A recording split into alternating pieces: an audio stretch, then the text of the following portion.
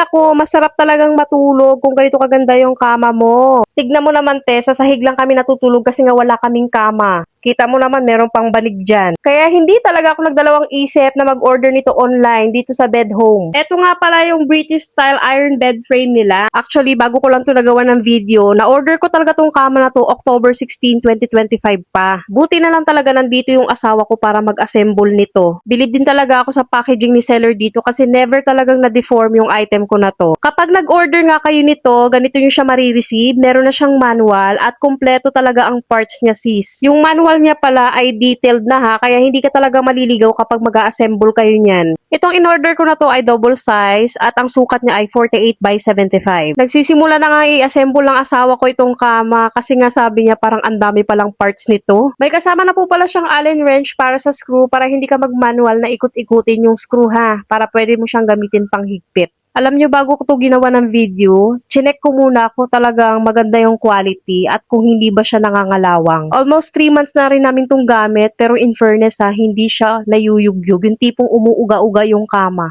At isa pa sa kagandahan dito sa kama na to ha, yung mga bawat poste ng ilalim niyan ay hindi magagasgasan yung ating tiles kasi rubber po siya. So kahit maglinis ka or hilain mo yung kama, hindi siya magagasgasan kasi rubber nga yung ilalim niya. Buti na lang talaga supportive tong asawa ko kasi nga ready rin talaga siya mag-assemble kasi nga nasabi ko sa kanya na mag-order ako ng kama na to. So ayan na nga, malapit na nga siyang matapos. Konting-konti na lang ilalagay namin dyan. Ang abag ko lang dyan, taga-abot-abot lang. Charan! Ito na yung itsura niya after ma-assemble yung kama. Ang pretty, diba? Parang aesthetic. Kaya kung hindi mo pa talaga afford na bumili ng kahoy na kama kasi namamahalan ka, dito ka muna sa bed frame, pangsamantala. Kasi matibay din talaga yung quality nito. At swak pa talaga sa budget mo. May mga sizes ka dyang pagpipilian na sasakto para sa inyo. Kaya kung interesado ka rin mag-order, ilalagay ko yung yellow basket dyan sa baba.